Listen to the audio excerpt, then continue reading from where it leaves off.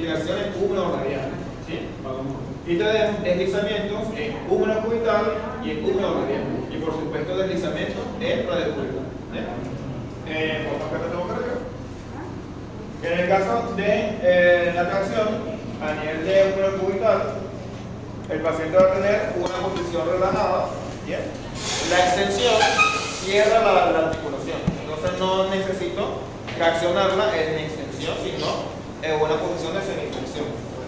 ¿Sí? Que ahí es donde está más abierta la articulación. Si yo hago flexión completa, ya ahí también se cierra. Entonces necesito estar como en el medio. ¿Sí? Entonces, desde esta posición puedes dejarle al paciente descansar el antebrazo sobre su hombro. Para eso puede estar sentado o no necesariamente. ¿Sí? Entonces, relaja el brazo. Puedes, obviamente me voy a agachar bastante porque la cama está bastante bajita. Para esto, relaja el brazo y dalo para acá. Le vamos a caer acá. Entra cruzado de esta forma. Y simplemente hacer lo mismo. Bien. Le podemos pedir ayuda al paciente para que se fije su hombro de esta forma y así pues no se me mueve otra articulación. Entonces relaja acá. Bien. Siguiente tracción, húmero cubital. Bien. La tracción húmero radial la hacemos de esta forma. Aquí el paciente no necesita ayuda porque ya teníamos la mano acá. Lo que vamos a hacer es tomar el radio de esta forma. Fíjate que ahora la mano no tengo en el radio, así como hacíamos el tejer. Y lo que vamos a hacer es traccionarlo de esta forma. O sea, lo que estoy haciendo es esto, este movimiento. Voy a combinar este movimiento de tracción con un movimiento de compresión. ¿Sí? Ojo, no estoy haciendo esto, estoy haciendo tracción, compresión. ¿Sí? Recuerden que hacía la compresión en una articulación. ¿Se acuerdan de eso? Que hacía una compresión en una articulación. Mejoraba la dinámica de fluido. Esto también lo podemos hacer en esta tracción. ¿Bien? Entonces, repito. Reacción de húmero cubital, reacción de húmero radial. ¿Bien?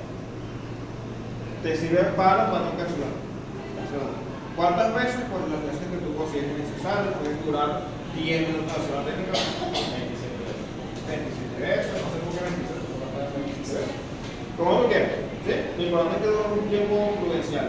Ahora, luego de la tracción hacemos los deslizamientos. ¿Cómo serían los deslizamientos? Pues de la siguiente forma. Para los deslizamientos, tenemos que tomar en cuenta que tengo el deslizamiento húmero cubital y el húmero radial. ¿Sí? El húmero radial es el más sencillo, voy a explicar ese primero. ¿Bien? El deslizamiento lo puedo hacer de dos formas. Puedo colocar las manos en esta posición, que será la posición articular abierta, ¿sí? Una muy pequeña flexión, y puedo colocar una mano a nivel del húmero y la otra mano a nivel del radio. ¿Sí? Así. Y lo que voy a hacer es hacer un deslizamiento hacia anterior o hacia posterior. ¿Sí? Como ellos son cóncavos, el deslizamiento va hacia la misma dirección. Si yo quiero ganar flexión, desliza anterior. Si yo quiero ganar extensión, desliza posterior.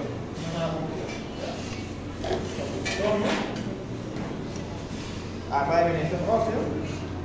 Y entonces lo que voy a hacer es llevar hacia anterior y a posterior. ¿Bien? Acá. Anterior. ¿Bien? Acá y por acá. También lo puedo hacer de esta forma. Tomo, mantengo aquí la posición. Y lo que voy a hacer es esto. Tomo el radio, llevo posterior y hacia anterior. De las dos maneras se puede hacer. ¿Bien? Repito. Tomo acá, tomo, anterior, posterior. ¿Cómo Si lo puedo. ¿Ah? ¿Cómo se llama? Deslizamiento. De húmero radial, anterior y posterior. ¿Bien? Tomo, voy hacia adelante, voy hacia atrás. Ahora, para hacer deslizamiento de la húmero cubital, tengo el deslizamiento radial y el deslizamiento cubital. ¿Qué quiere decir esto? Que yo voy a llevar el cúbito, hacia afuera y el cúbito hacia adentro. ¿De qué vamos a depender? Pues de la posición del paciente. Por ejemplo, si yo quiero llevar el cúbito hacia medial, que sería el deslizamiento cubital del cúbito, vamos a colocar al paciente en supino y el dorso de su brazo o de su antebrazo va a reposar sobre mi tórax, de esta forma. ¿Bien? La otra mano se va a colocar de esta manera, justamente en la parte lateral también de la mano, del antebrazo del paciente. ¿Bien? Y lo que vamos a hacer es un empuje hacia las costillas, ¿sí? Es decir, voy a hacer desde esta posición este movimiento. O lo voy a hacer así para no darle la espalda. Ahorita lo voy a hacer bien. Este es el gesto que voy a hacer. Entonces, adoso a mi tórax. ¿Por qué adoso al tórax? Porque el peso de mi cuerpo es lo que va a hacer la movilización. Entonces, adoso al tórax, puede ser así, puede ser así. Y lo que vamos a hacer entonces es este empuje. ¿Ya? Hacia las costillas del paciente. De esa manera estoy deslizando el cúbito hacia medial, ¿sí? Ahora, si quiero hacer un deslizamiento del cúbito hacia lateral o hacia radial, coloco al paciente en el cúbito lateral con el codo que voy a tratar abajo. Es decir, si el codo izquierdo, mira hacia acá, hacia la rodilla, ¿sí? O sea, el lateral, mira hacia mí. Fíjate cómo el codo queda abajo, ¿ya? Lo colocamos de tal manera que el interlínea esté al mismo nivel de la camilla. Entonces, acércate un poquitico más. Ahí, un poquitito más. Ahí está. Y flexiono el codo. Ojo, no mucho, ni extensión completa. Flexiono acá lo suficiente. Y entonces lo que vamos a hacer es exactamente lo mismo. Ahora voy a tomar a nivel del cúbito, a nivel distal y a nivel proximal. Pendiente, por supuesto, de no estar en la interlínea, porque si yo tomo aquí, no estoy haciendo nada, tiene que ser debajo de la interlínea. La interlínea está aquí, en vez de la mano tiene que estar por debajo, ¿sí? Entonces, calculo la interlínea, por debajo de la interlínea coloco la mano, relájame el codo, ya fluye. Codo bien extendido, obviamente el muslo del terapeuta también va a ser un apoyo, codo bien extendido y con el peso de mi cuerpo, llevamos entonces el cúbito hacia lateral. ¿Bien? Eso se llama como deslizamiento. Lateral del cúbito. ¿Bien? Repito. Tienes deslizamiento medial del cúbito o el deslizamiento cubital del cúbito, que es la que hice primero, y tienes el deslizamiento radial o lateral del cúbito. ¿Sí? Porque es cúmulo cubital. Entonces todos los deslizamientos van a incidir sobre la zona cubital. Entonces, si tú tienes un paciente con patrón capsular, tienes que hacer todas estas técnicas que acabo de explicar. Tracción, deslizamiento de cada articulación del codo, luego vas con los deslizamientos anterior y posterior del agujero radial y lateral y medial o cubital y radial del agujero cubital. ¿Okay? En caso de patrón capsular, hay limitación a la presión, a la extensión, simplemente voy a mejorar eso. ¿Bien?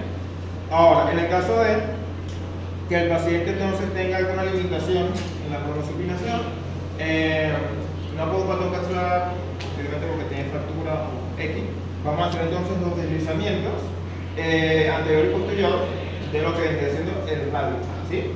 Esto de aquí que acabo de explicar, en conjunto con los deslizamientos lateral y medial del radio.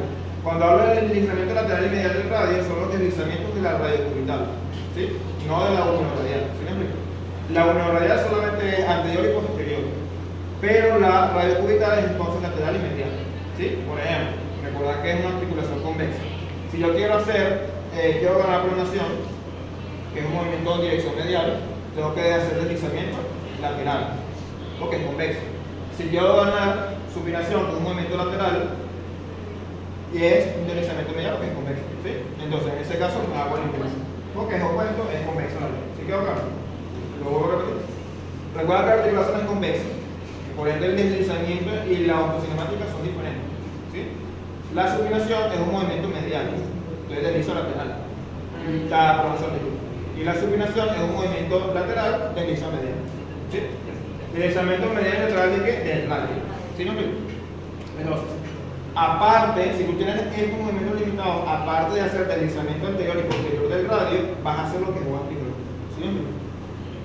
Ahí sí necesito ayuda, por favor.